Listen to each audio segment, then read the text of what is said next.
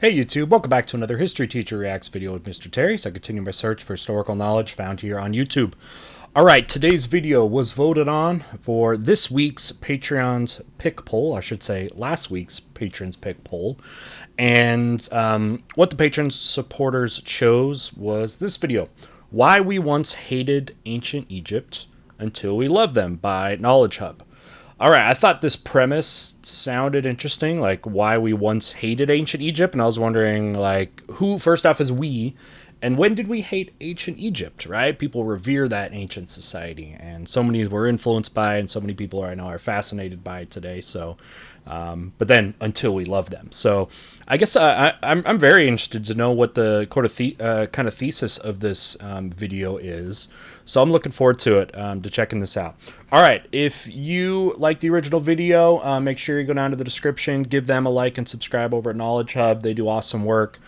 Make sure they get the credit there. If you would like to get involved in polls, patron pledgers of all levels, starting at $1 a month, get to vote in the weekly poll to get videos featured there. So if you want to support the stream that way, that's great.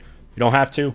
Love just having you here. Love to have you as a subscriber and join our community of people trying to learn history and joining me on my little journey as I'm trying to always increase my historical knowledge, become a better teacher. So let's go ahead and jump into the video. Why we once hated ancient Egypt until we love them.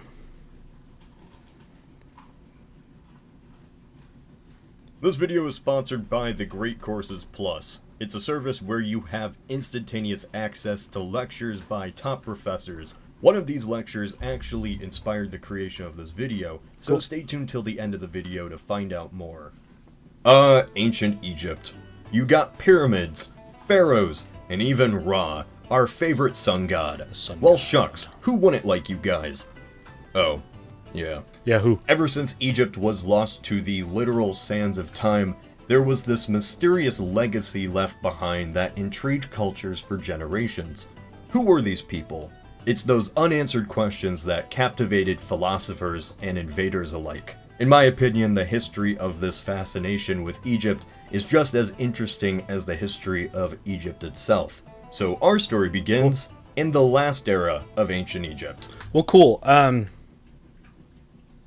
Yeah, I'm interested to know this too. I mean, ancient Egypt, of course, is interesting, but this potential story of, you know, them kind of going away. Now, I know a lot of ancient history, or ancient Egyptian history, was very much lost for a long period of time as the ability to read hieroglyphics kind of ended up dying. And it wasn't until the Rosetta Stone, much later in the 1800s, where we were able to start to translate that. So some of it was in the realm of whatever mythology or just conjecture and that sort of thing, but I wasn't sure if they had just become disinterested or hated ancient Egypt until that time period. Now I definitely know once we were able to translate hieroglyphics, then the kind of golden age of ancient Egyptian archaeology really just exploded, as it would make sense. If you can't read what they have or whatever, then it makes it just pure conjecture, you know what I mean? So last era of ancient Egypt, we go on the New Kingdom and the Bronze Age collapse, or let's see where they're going here. Or are they going much later on until like Roman takeover? When it really died, which is odd to think about. Egypt lasted 3,000 years before any Greeks ever gave an opinion on it. Ancient Egypt, longest lasting civilization in history. But amazing that it also ended in antiquity. Just shows you how the ancient Egyptians peaked heavy and peaked kind of early when you look at the grand scheme of history.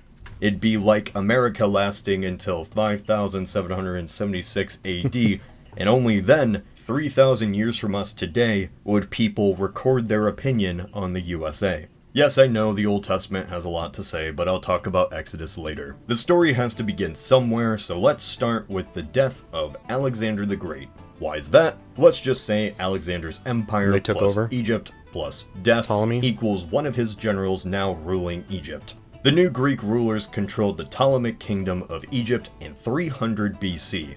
They did everything they could to appear like the old pharaohs, built temples for the old gods, depicted themselves like pharaohs of the past 3 millennia, and even married their own siblings. You know, so Alexander invaded Egypt, right, before going through the heartland of Persia for probably multiple reasons.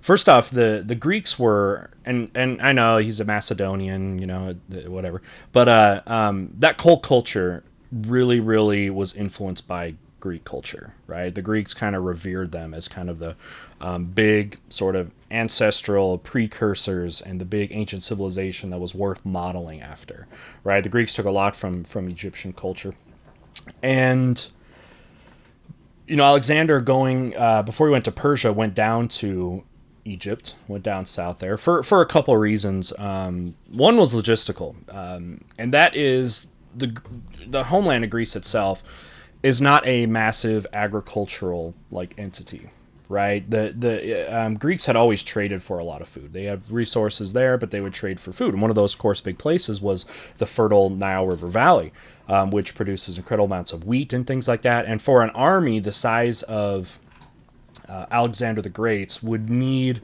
food in high abundance and storable food. And of course, wheat was one of those places. So going into Egypt made a logical sense, but also I guess made a cultural sense in that, conquering Egypt, I guess if you want to call it that. Now, Egypt back then was ruled by Persia, although the Egyptians did not like being ruled by Persia, which is where you often get the stories that the locals actually kind of welcomed Alexander. To what extent we don't know, but was kind of welcomed there and saw them as a liberator against Persia. So when they come in and then take over the Persian military there, it said that the Greeks made him pharaoh, right, which also means godlike status, right?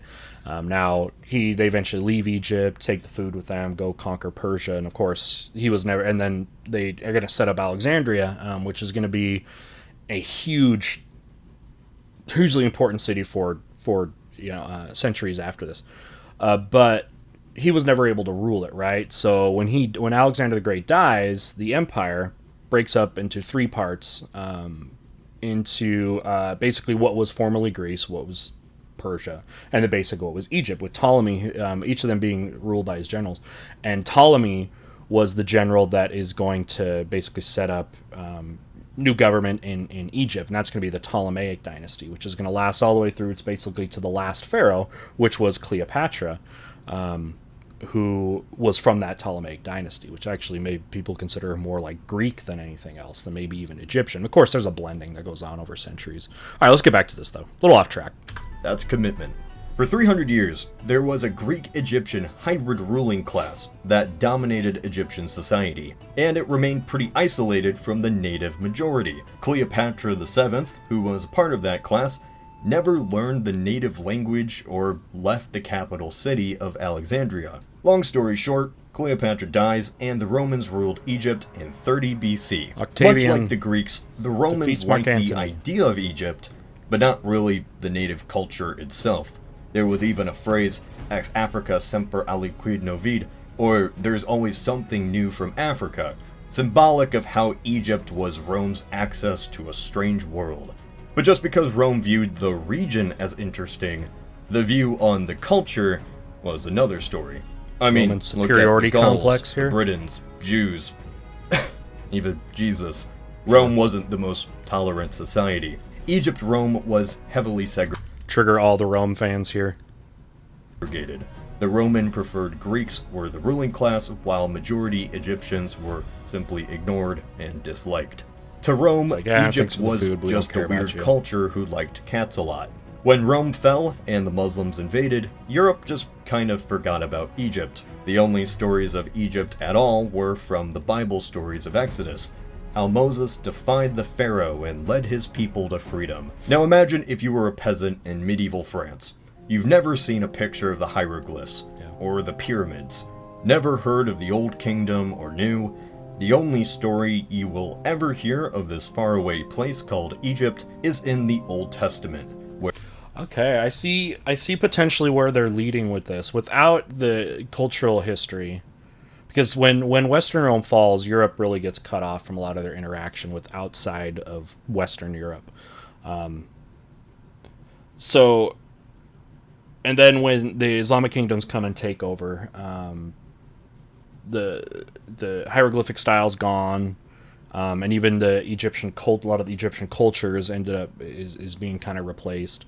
So that kind of gets, pushed to the wayside. It then gets even further removed in Western Europe, where they don't even have that information really, and then are just left with the biblical story, which puts Egypt in a very bad light, of course, right? With the Jews supposedly being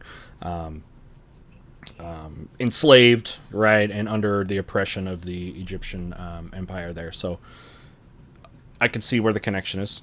Let's continue. Where they enslaved God's chosen people. Of course, you're not going to have a fond opinion of ancient Egypt, and that's what the common conception was. In the Middle Ages, the pharaoh was history's greatest villain. Not that you'd actually know what the pharaoh of Egypt looked like, which was why drawings depicting Exodus were not the most accurate. The Middle Ages didn't last forever, and Egypt didn't remain depicted like that, because Europeans traveled again. Egypt, however, was still a mystery to the West. The Muslim Conquests pretty much split communication with the region since the time of the Byzantines, 1,000 years. By this time, there was more knowledge about Egypt. The pyramid was a popular symbol, even used in the seal of the United States, meaning the longevity of the new nation. But Egypt itself wasn't really seen as special at the time, until one single man, opened the floodgates. A young, enthusiastic General Napoleon Bonaparte. Napoleon is responsible for so many things when it comes to what we respect about history, because he was very well learned in ancient great man history, right? He loved Alexander the Great and loved all these great generals of antiquity and stuff like that. And there's a lot of things that say that he made the reason why, again, like Egypt or Alexander the Great and a lot of specific, maybe even ancient Roman leaders and stuff like that, are popular because he liked them, and they're popular because of him, because of Napoleon, right? Amazing that you could have that much influence. It's 1798, and France and Great Britain, as usual, hate each other. To weaken the British, Napoleon wants to hurt their economy by attacking their trade to India, so he goes after Egypt. Long story short, let's invade. It goes horribly.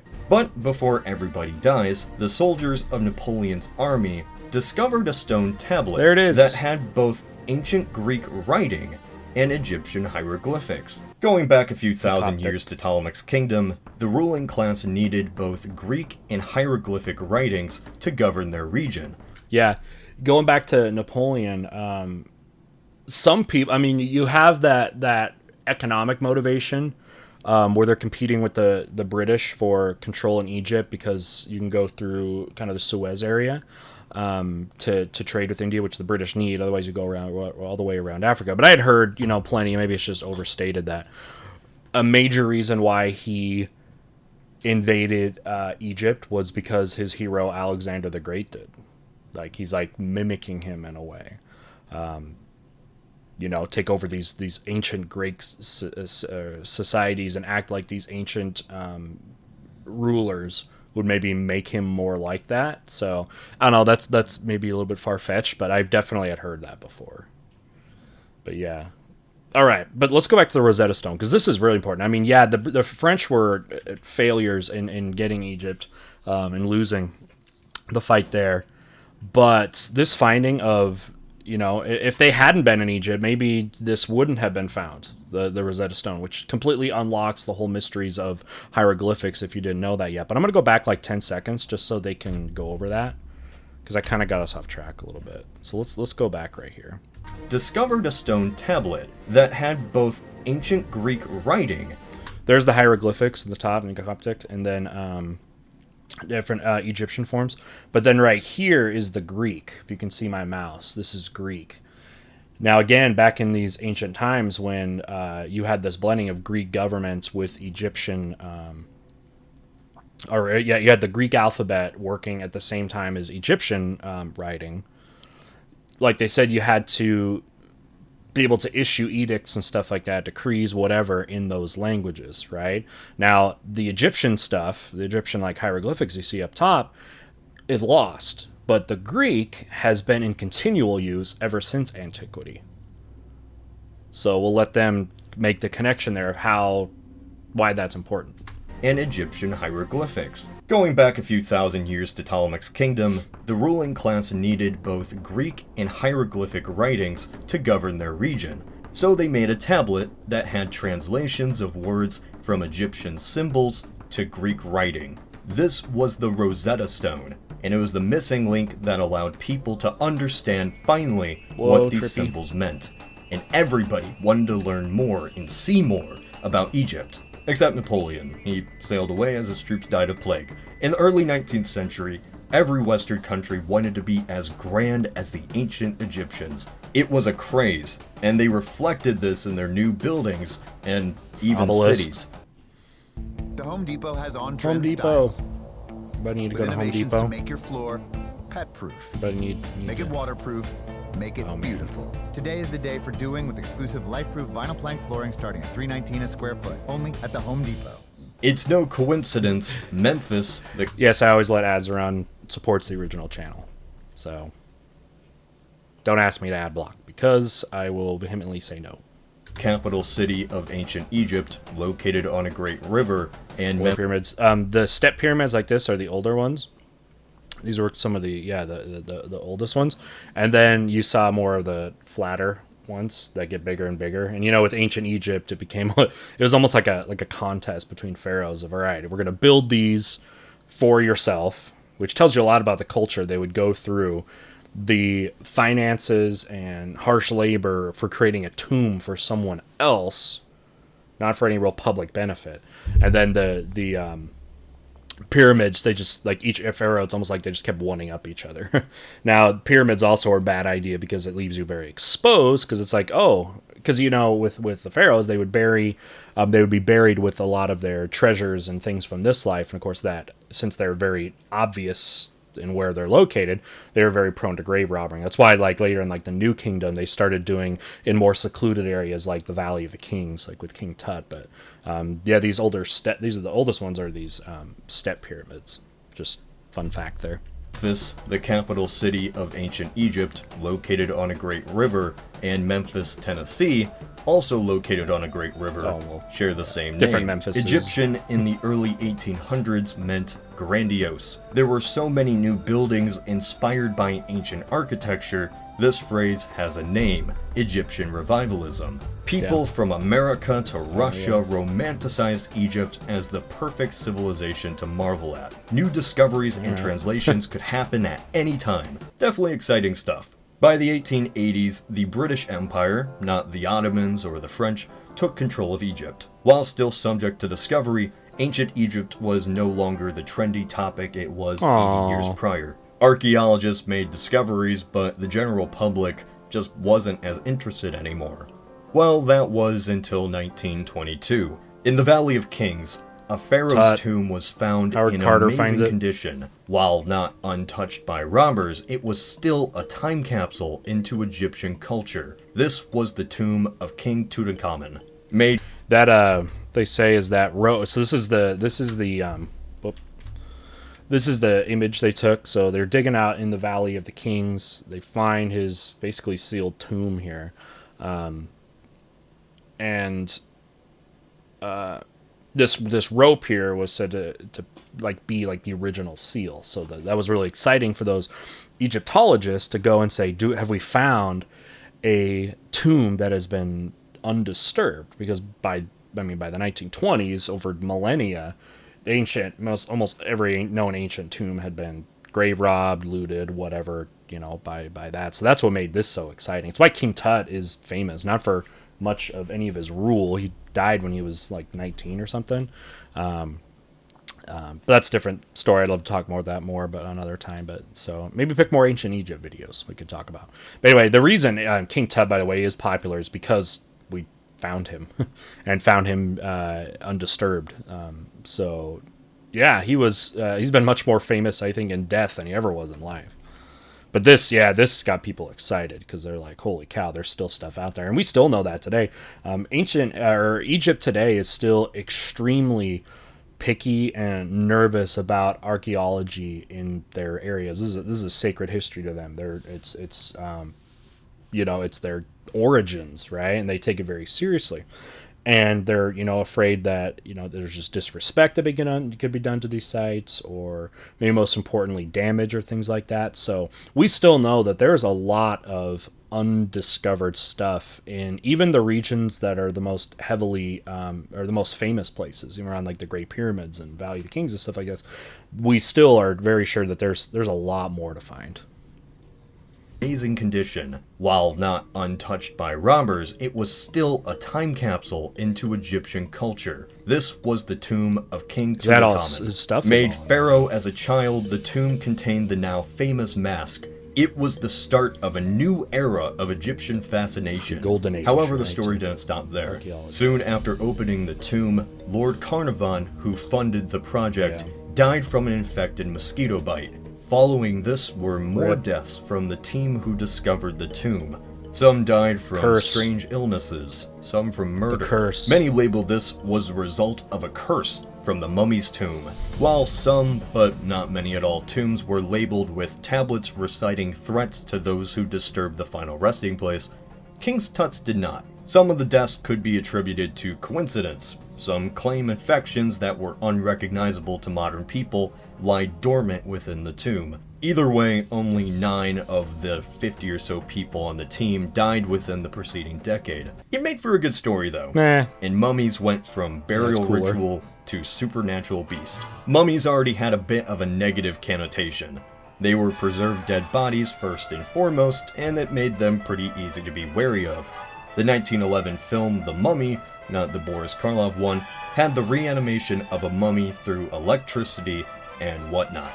The 1932 The Mummy, yes, the Boris Karloff one, was about a mummy who came back to life. Throughout the 20th century, a number of it's interesting. It becomes an early film. You can see since the King Tut discovery, and then within just the next decade or so, like the cult, ancient Egypt fascination just exploded, and you could see with the legend or whatever, the supposed curse on these people dying, it made for even greater stories. But yeah, it looks like it just became super popular very, very quickly, even in these early film culture. Films capitalized on the mystery of ancient Egypt. It was a perfect region to set your mystery and or horror film in. Then Cleopatra came along. It was so outlandishly expensive that even great box office numbers did nothing to recapture the costs.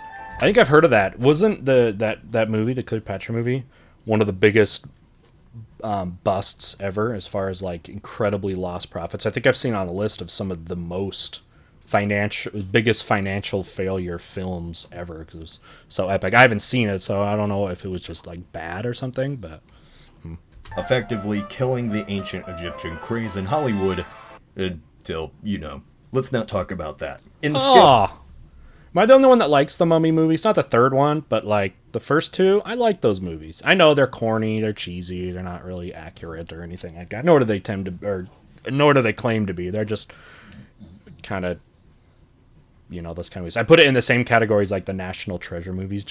I don't know, action, adventure, history. That's really with me. And I know, they're not the greatest, but am I alone on that? I like the first two Mummy movies. Tale of 2 millennia, the West's fascination with ancient Egypt is a story in itself. The idea towards this lost civilization, I feel, can be symbolic of what our society valued at the time. For Rome and Greece, it was just a conquest. For medieval Europe, it was biblical villains, and for enlightened Europe, it was inspiration for their own imperial ambitions. But today, I feel Egypt is still interesting because it will always be shrouded by mystery. It's something distinct that seems to have always existed and will never be replicated again. And because of that, everyone around the world will be captivated by Egypt for thousands of years to come. This video was inspired by a lecture which was featured in the video service The Great Courses Plus, History of Ancient Egypt, taught by Professor Bob Breer. Here he discusses the general history of Egypt in detail throughout the 3 millennia of its existence. Wow. You can access this and many numerous courses through the Great Courses Plus. It's a subscription. Wait, you see that in the bottom top right? Accurate representation of web browsing. Nailed it. You can access this and many numerous courses through the Great Courses Plus. It's a subscription on-demand video learning service with over 8,000 video lectures taught by professors in basically every field. Topics like history, science, math, and even really Sounds cool enough to have specific and lessons odd there. topics that continue to always be updated, like photography. Courses are sometimes even hosted by National Geographic and the Smithsonian. It removes the pressure of grades from college. All you have to do is just watch and listen. So if you want to learn more about the ancient Egyptians, click on this link to get 1 month of unlimited access to courses and videos absolutely free. Cool. Just visit thegreatcoursesplus.com Check that out if you're interested, for sure. knowledge. The link is provided in the description below. This is Cody of Knowledge Hub.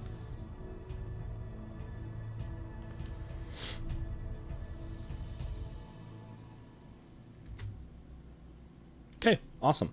All right, so I guess to summarize, I guess what I had seen from them, they're saying that hated Egypt because of the, I guess, Christian perspective, Judeo-Christian perspective, I should say, of kind of the villainization of Egypt due to the biblical story from the Israelites. So I guess from that very, very Western Judeo-Christian perspective, that's where the hated part comes in. Although that seems like a stretch, you know what I mean? Like it's definitely eye-catching, but like, did people ever really hate it? I mean, definitely people became ignorant to ancient Egypt. That's for sure, right? But it was more mysterious, and there was a lack of even ability to learn about it. And I definitely know, I'm glad they really highlighted the whole Rosetta Stone thing, because once we were able to translate hieroglyphics, that piqued everybody's interest. And then you saw once that was decoded, right, in the 1800s, then you got that new wave of archaeology, especially in the British Imperial era. Right, in the British imperialism, they were all about that, and that's when under that imperial era, when all those big discoveries were happening. Okay, specifically, like the King Tut discovery, which, as you saw, set kind of Egyptian history on a path towards mainstream embracing. And then you saw it in the entertainment form and that sort of thing, because you kind of unlock the religion and then unlock kind of these characters, which again make for very interesting stories. So yeah, okay, so yeah, I didn't know where they were going to go with this, of why we once hated Egypt, but I see where they, I guess, were going back from the, I guess, kind of the fall of Rome, and then why it gets popular again. And actually, even before then, you could even set that off with Napoleon, in a way, setting that off, because he seemed to be someone, again, like I was saying before, who they say was very influenced by ancient achievements, and going into Egypt potentially for that kind of bonus reason, right? And then through him, you got the indirect kind of finding of him being indirectly, in a way, responsible for the Rosetta Stone, and then the British get more involved, and then the archaeological findings of that kind of archaeological golden age of the kind of 20s and 30s of ancient Egypt under the British. So, okay, good. Well, yeah, I learned a little bit. I can definitely take some of that about the historiography, right? Like the study of a history of Egypt, and that's, I think, what the biggest thing I took away from that. So that'll be, I think, useful for me in kind of adapting that to my lessons and stuff like that. So that was awesome, very useful, not just as a history fan, but I think as a teacher. So that was great.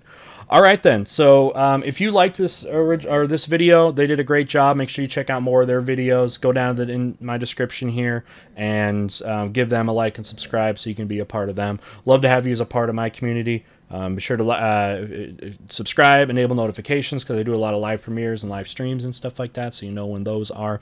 Another plug, if you have not joined our Discord server, definitely do that. We have a lot of people that are very active and engaged in having historical discussions and kind of having fun with that without being overly kind of serious about it, but still some very high level discussions happening there. But definitely join our community. Link will be down below as well. So all right, Final thing, just to remind you, this was chosen by our patrons, pledgers. If you'd like to get involved in our community over there and be a part of the votes, that's great too. Link is down below. Find lots of information down there. But thank you, just first and foremost, for being here, joining me on my journey. I hope to see you soon, and whenever that is, I'll see you then. Bye.